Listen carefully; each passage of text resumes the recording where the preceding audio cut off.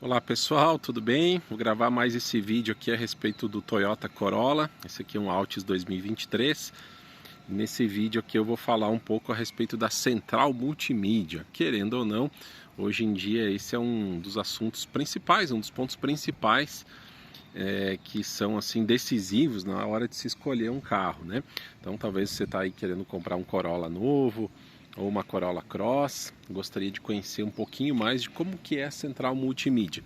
Talvez um pouquinho de receio, né? Porque a Toyota ela é bem conhecida por fazer carros robustos, né? Carros confiáveis, com uma mecânica, uma configuração simples, né? Robusta, de simples manutenção.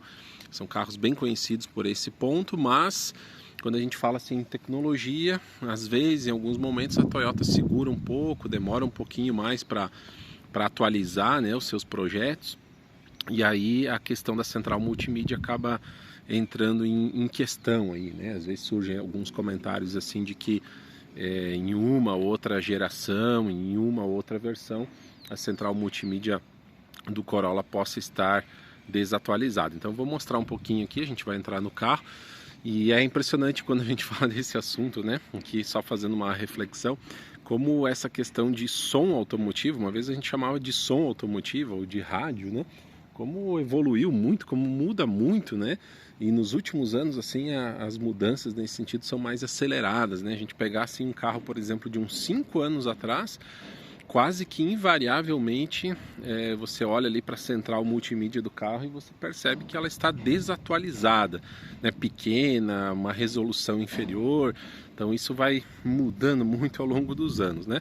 Pensando assim num carro só para dar uma voltinha às vezes, um carro de coleção, isso não significa muita coisa, mas pensando num carro para uso diário, né? Um carro que tenha a sua utilidade aí no dia a dia, creio que essa central, a questão da central multimídia, ela se torna muito importante. Então vou falar aqui um pouquinho só, pessoal, das minhas impressões a respeito da central multimídia aqui do Toyota Corolla, tá? Esse aqui é um 2023, então vocês podem dar uma olhadinha aí para ver se a central do carro que você tem ou do que você está pensando em ter seria essa aqui, tá? É uma central multimídia que eu acho que a Toyota começou a usar em 2023, se não me engano. E eu percebi que ela tem usado, né, o Corolla 2024, a Corolla Cross 2024 também tem essa mesma central multimídia, tá? Então até acabei de ligar ela aqui, tem essa apresentação inicial. E já vou adiantando aqui que vocês não precisam ter medo, tá? Porque ela é bem legal de usar, bem fácil de usar. Em nenhum momento assim você sente falta de algo melhor. Claro, depende aí do seu nível de exigência, depende da sua utilização, mas acho que em nenhum momento você vai sentir falta assim de algum recurso nessa multimídia. Por quê? Ponto principal, né, que todo mundo pergunta. Sim, essa central aqui de 9 polegadas, ela tem o Android Auto e o Apple CarPlay sem fio, tá? Isso é bem importante. Outra coisa importante, ela é bem responsiva, tá? Então você dá os comandos aqui e ela não é uma central travada. Ela roda bem, né? Tem as opções aqui de rádio AM, FM, Bluetooth, né? E o Android Auto. Então pode usar aí, por exemplo, esses aplicativos de música como Spotify, como YouTube Music, por exemplo. Bem fácil de usar. O USB tem essa entrada USB aqui, que fica ao lado do porta-luvas. Entre o porta-luvas e entre o carregador aqui por indução, né? E também tem essa entrada USB aqui nesse compartimento central aqui do banco, tá? Então já vou adiantando já vou adiantar para vocês essa informação de que é uma central fácil de usar, ela é rápida, ela é fluida, digamos assim, tá? Ela não é aquela central tubo de TV, ou TV de tubo, né? Aliás, comentando a respeito disso, o pessoal comentou muito na época, né, ali em final de 2019, quando foi lançado o Corolla dessa última geração aqui, o modelo 2020, o pessoal criticou bastante aquela multimídia do tipo TV de tubo, né? Porque ela tinha aqui na parte de trás um suporte, assim, né, que lembrava como se fosse uma TVzinha de tubo. Eu acho que foram exageradas as críticas ali, tá? Acho que aquele suporte ali não atrapalhava em nada. Também eu nunca tive uma explicação assim de por que tinha aquilo ali, por que precisava, né? Era uma coisa que realmente transparecia assim, algo desnecessário. Enfim, eu acredito que no modelo 2021 ou no 22 foi retirado aquele suporte, tá? Algumas coisas interessantes que eu gostaria de comentar a respeito dessa central. Ela tem as informações de mídia, ela tem opções do veículo também. Então ela informa, por exemplo, o histórico de consumo, a autonomia, né? O consumo de combustível instantâneo e a média da última rota. Então tem algumas informações assim. Também ela permite algumas configurações, uma coisa que eu acho legal assim de mostrar aqui no sistema. Claro, tem as configurações de som, né? Isso, quanto a isso, normal aí de qualquer central multimídia. Mas com relação ao visor, vocês estão vendo aqui, a gente está durante o dia, né? Então ele tem esse tema, ela está usando esse tema claro aqui. Mas ela tem a opção também de você escolher o tema pode ser escuro. Olha como é que fica. Muda bastante o visual da central, né? Esse aqui é o tema escuro. Você pode clicar ali em escuro e aí ela fica sempre com esse tema aqui, tá? Ou se não, você pode clicar aqui no claro, então fica o tema claro, como o que estava aparecendo. Mas a opção que me parece assim mais interessante é o tema automático. Por quê? Com o automático, ele deixa esse tema claro durante o dia, porém à noite esse tema claro, mesmo que se reduza bem, né? Vê que tem essas opções aqui de brilho diurno e brilho noturno, mesmo que no brilho noturno você tire todo o brilho, à noite esse tema claro ele parece irritar um pouquinho, né? Atrapalhar um pouquinho a visão, irrita um pouquinho os olhos, né?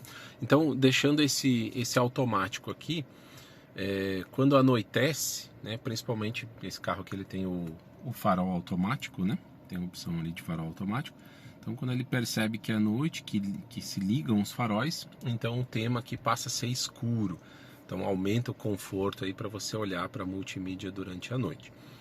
E outra coisa importante que eu queria citar, né, que eu acho que tem muito a ver assim, com a questão do Android Auto e do Apple CarPlay, é que esse carro tem, aqui na versão Altis, o carregador por indução. Como eu mostrei lá em outro vídeo, claro, depende da capinha ali, do celular que você vai usar, ou da superfície, né, da parte traseira do celular, ele fica dançando aqui um pouquinho. Então por isso que o proprietário aqui colocou essas fitinhas aqui, para o celular não ficar dançando. Qual que é o problema dele ficar dançando? É que atrapalha no funcionamento, né? Se percebe aqui pela luzinha que quando o celular movimenta, ele para de carregar, né? E às vezes tem até que ligar e desligar o carregamento por indução para voltar a funcionar. Então, por isso que talvez eles poderiam ter bolado algum jeito aqui de ajustar melhor, mas colocando essa fitinha aqui já fica legal. Mas por que é importante isso? O que tem a ver com a central multimídia, né? É que quando você está com o Android Auto funcionando, e isso é muito fácil aqui no Corolla, tá? Quando você está com o Bluetooth do celular ligado, ligou o carro, em poucos segundos o Android Auto já está funcionando. Até você percebe que a sua música lá do aplicativo de música já começa a rodar. E aí o consumo de bateria do celular é grande. Então você deixando aqui o celular, apoiando aqui no carregador por indução, você percebe que se consegue manter o nível de bateria do seu celular, ou até lentamente ele começa a carregar, tá? Agora, se você está com pouca bateria no celular e quer usar isso aqui para carregar, geralmente realmente a bateria do celular, então é melhor desconectar o Bluetooth. Aí ele diminui bastante essa demanda de energia pelo sistema Android Auto e aí começa a carregar, tá? Então isso é um detalhe que eu queria mencionar aqui, que é importante, né? O carro tendo Android Auto, ter esse sistema aqui de carregamento por indução, tá? É claro, se ele não tem esse carregamento por indução, ele pode muito bem usar ali, você pode usar um cabo USB aqui, e aí vai ter a mesma função, mas tem que cuidar, né? Se não tem o carregador por indução e você não conecta o cabo USB, ele começa a demandar muita energia e baixa rápido aí, principalmente numa viagem, né? baixa rápido a bateria, a carga do seu celular. E outra coisa que eu queria dizer é que é uma central fácil de usar, né? Ela tem os caracteres grandes, não é uma central multimídia assim que você vai ter que estudar, vai ter muita dificuldade aí para utilizar, né? Principalmente para pessoas assim que não são tão ligadas em tecnologia, como em geral, né, acontece com pessoas de um pouco mais de idade, não todas, mas em geral, né, que não são tão acostumadas, tão ligadas com tecnologia. Essa aqui não é uma central difícil de usar. Ela é de fácil utilização, ela é rápida, não tem muito segredo e os caracteres são grandes. Tá bom, pessoal? Então, o foco aqui desse vídeo hoje foi falar um pouquinho de um item tão importante que é a central multimídia, tão importante nos dias de hoje, né? A central multimídia do Toyota Corolla, que na utilização, né, pelo tempo aqui que eu utilizei, gostei, aprovei o sistema aqui que é utilizado pela Toyota. Obrigado pela atenção, pessoal. Um abraço.